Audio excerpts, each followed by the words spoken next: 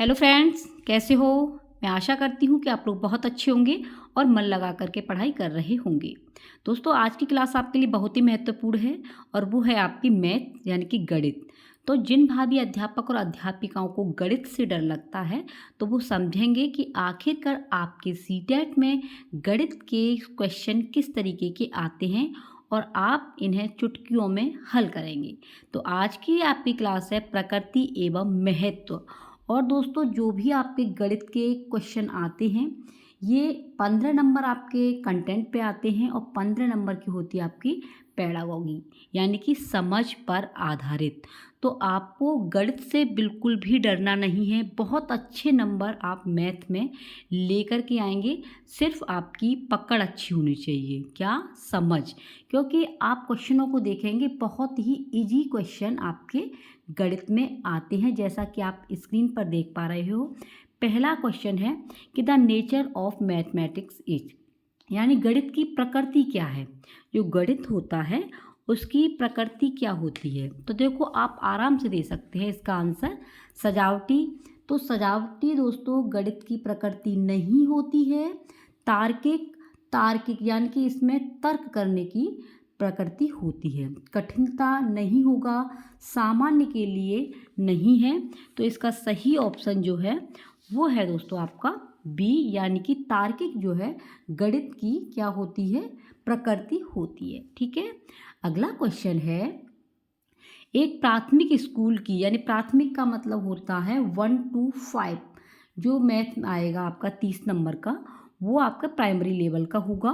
तो इसमें पूछ रहा है, एक प्राथमिक स्कूल की गणित की अध्यापिका चाहती है कि उनके छात्र दैनिक जीवन में सूचना को सुव्यवस्थित करने, निरूपित करने और अर्थ निकालने के लिए आंकड़ों के प्रबंधन की प्रशंसा करें।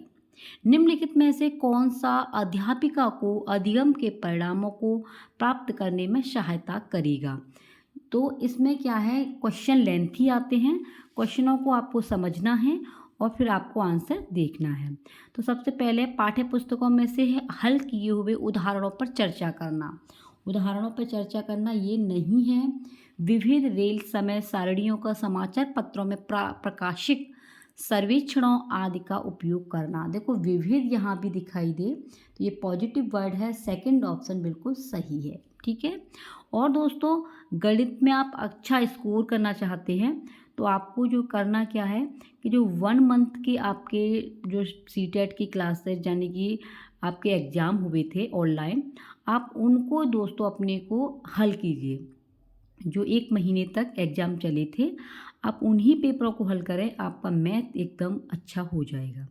तो इसका सही आंसर क्या है, विविध रेल समय सारणियों का समाचार पत्रों में प्रकाशित सर्वेक्षणों आदि का उपयोग करना। अगला क्वेश्चन है, निम्नलिखित कथनों को पढ़िए, यानी ये कथन दिया गया है, आपको इसको पढ़ना है। पहला इसमें लिखा हुआ है कि गणित में हम प्रत्यक्ष वस्तुओं से धन पूर्णांकों के समुच्चय के अमूर्त रूप को समझते हैं। इस समुच्चय में हम शून्य सम्मिलित करते हैं और पूर्णांकों का समुच्चय प्राप्त होता है। इस समुच्चय में हमने ऋणात्मक संख्याओं को सम्मिलित किया।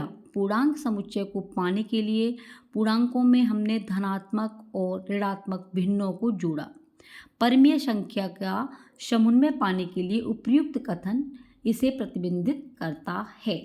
तो किसे करता है, गणित में संकल्पनाओं को, रेखिक प्रबंधक को, गणित के पदानुक्रमिक स्वभाव को, गणित में संकल्पनाओं के मूर्त स्वभाव को, या गणित में संकल्पनाएं अमूर्त से मूर्त की तरफ चलती हैं। इसका सही आंसर है कि गणित में दोस्तों पदानुक्रमित का स्वभाव होता है। ठीक है। तो ये क्वेश्चन वो हैं जो आपके ऑनलाइन में आए थे। तो आपको समझना है कि आखिरकार गणित में क्वेश्चन आते कैसे हैं और आप चुटकियों में इनको हल कर सकते हैं। तो अगला क्वेश्चन है, प्राथमिक स्तर पर गणित की अच्छी पाठ्य पुस्तक के लिए निम्नलिखित में से कौन सा लक्षण अत्यधिक महत्वपूर्ण है। अवधारणाओं का संदर्भों के साथ परिचय देना चाहिए। तो देखिए, आगे आपको नहीं जाना है, संदर्भ यहाँ हो वहाँ आपका बिल्कुल सही है कि अवधारणाओं का संदर्भ के साथ परिचय देना चाहिए। इसमें केवल भाई साहब हैं, यह आकर्षण और रंगीन होनी चाहिए। अवधारणाओं का परिचय मानक ये हो जाए, ये सभी नेगेटिव वर्ड हैं। तो आपका सही ऑप्शन क्या है? ए ऑप्शन बिल्कुल सही है। अगला क्वेश्चन है, निम्नलिखित कथन में कौन सा कौशल व्यक्त किया गया है जो वस्तुओं के प्रमात्रीकरण को समझने के लिए बच्चे की सहायता करेगा? बच्चों मनोगत 2 में 1, 3 में 2, 4 में 3 और 5 में 4 आदि इत्यादि सम्मिलित करता है। तो क्या है इसका? समानता, पदानुक्रमिक समावेशन, उत्क्रम प्रतिलोम संरक्षण या प्रसामान्यीकरण नॉर्मलाइजेशन। तो इसका जो है सही आंसर होगा वो है दोस्तों आपका बी ऑप्शन, यानी पदानुक्रमिक समावेशन। पदानुक्रमिक समावेशन यानी कि सेकंड ऑप्शन बिल्कुल सही है। नेक्स्ट क्वेश्चन है आपका कि एक जो है कथन दिया गया है, दिए गए दो कथनों को अभिकथन और कारण, इसमें दोनों यानी कि अभिकथन भी और कारण भी है। तो अभिकथन में दिया गया है कि प्राथमिक विद्यालय में गणित पाठ्यचर्या को मूर्त से अमूर्त की ओर बढ़ना चाहिए। कारण है प्राथमिक कक्षा के विद्यार्थी बिना चिंतन सोचे गणित करना आरंभ कर देते हैं। तो इसमें जो है सही ऑप्शन क्या जाएगा, यानी कि बोथ है या आपका सेकंड है, कौन सा ऑप्शन बिल्कुल सही जाएगा ये आपको बताना है। तो इसका जो है सही ऑप्शन है वो है आपका सी। ठीक है, कौन सा है? यानी कि थर्ड ऑप्शन बिल्कुल सही है। अगला क्वेश्चन है आपका, गणित में विद्यार्थी केंद्रित कक्षा का अति उपयुक्त उदाहरण है। गणित में जो विद्यार्थी केंद्रित है, तो ये देखिए आपको ये समझना है कि पूरी संस्था गलत हो सकती है। आप एक अध्यापक हैं, आपको बच्चा कभी गलत नहीं बताना है। पूरी संस्था गलत हो सकती है और आपका जो है ये विद्यार्थी बाल केंद्रित होता है, अध्यापक केंद्रित नहीं होता, ना ही पाठ्यक्रम केंद्रित होता है। तो इसमें क्वेश्चन पूछ रहा है कि गणित में विद्यार्थी केंद्रित कक्षा का अति उपयुक्त उदाहरण है। अभ्यास के लिए कक्षा में प्रत्येक विद्यार्थी को अनेक प्रश्न उपलब्ध कराना, शिक्षक प्रत्येक विद्यार्थी को श्यामपट्ट पर समस्या को हल करने के लिए कह रहा है, शिक्षक विद्यार्थियों के निजी व्यक्तिगत अनुभवों से उनकी गणितीय समझ के निर्माण हेतु कक्षा में विद्यार्थियों के साथ व्यस्त है। तो इसका जो है सही ऑप्शन है वह यही है, यानी कि सी ऑप्शन। इसमें अनुभवों वाली बात आई है, बच्चे के निजी अनुभव जहाँ प्रोत्साहित किए जा रहे हों, जिनको बढ़ावा दिया जा रहा हो, वही आपका सही ऑप्शन है। अगला क्वेश्चन है, गणित की प्रकृति कैसी है? तो दोस्तों गणित की प्रकृति जो होती है वो कैसी होती है? तार्किक होती है। ठीक है, तर्क वितर्क करने वाली होती है।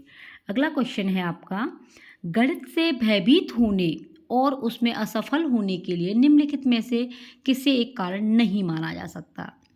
तो आपको भी गणित से डर लगता है, तो अगर गणित से आपको डर लगता है तो आपको जो भी क्लास करा रही हूँ उन्हें देखें, क्योंकि इसमें जो है आपके 1 मंथ जो ऑनलाइन एग्ज़ाम हुए थे वही क्वेश्चन आपको बताए जा रहे हैं। तो ये है आपके गणित से भयभीत, यानी गणित से आपको डर लगता है तो उसका कारण क्या नहीं माना जाता? कक्ष के अनुभव, प्रतीकात्मक संकेत या गणित की संरचना या लैंगिक भेद। तो इसका सही ऑप्शन आपको बताना है। तो सही ऑप्शन क्या है कि इसको नहीं माना जाता, इसमें नहीं पूछा है, तो इसमें लैंगिक भेद को नहीं माना जाता है। नेगेटिव के लिए नेगेटिव है, नहीं माना जाता है। क्वेश्चन आपको अच्छे से पढ़ना है। सीटेट में प्रश्न को घुमा देते हैं जिससे दोस्तों हमारा आंसर गलत हो जाता है। तो आपको ये देखना है कि क्वेश्चन में पूछा क्या गया है। नहीं पूछा है तो नहीं के लिए नहीं वाला ही आपको आंसर लगाना है। नेक्स्ट क्वेश्चन है आपका, निम्नलिखित में से कौन सा कथन गणित की प्रकृति को नहीं दर्शाता? गणित की प्रकृति को नहीं दर्शाता है वो बताना है।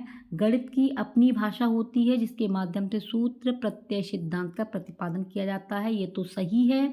गणित में अमूर्त प्रत्ययों की व्याख्या अवसर होता है, अवसर बिल्कुल सही है।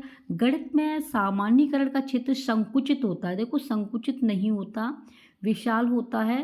तो इसमें पूछा है नहीं दर्शाता है।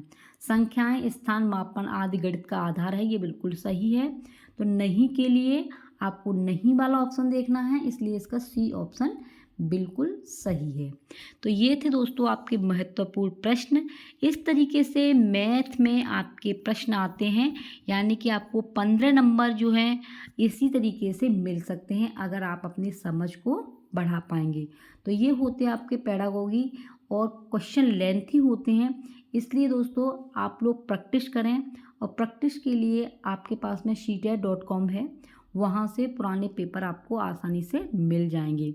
तो आप ऑनलाइन अपनी तैयारी करें, क्योंकि एग्ज़ाम जो है ऑनलाइन है, इसलिए आप जितना हो प्रैक्टिस करेंगे तो आपका जो है शीटेट में अच्छे मार्क्स आएंगे। ठीक है फ्रेंड्स, अगर आप चैनल पर पहली बार विजिट कर रहे हो तो सब्सक्राइब कर लेना, और जितना हो हमारे भाभी अध्यापक और अध्यापिकाओं को इस वीडियो को ज़रूर शेयर करना, जिससे दोस्तों उन लोगों की हेल्प हो सके। ठीक है, आप अपना ख्याल रखना। Take care, bye bye.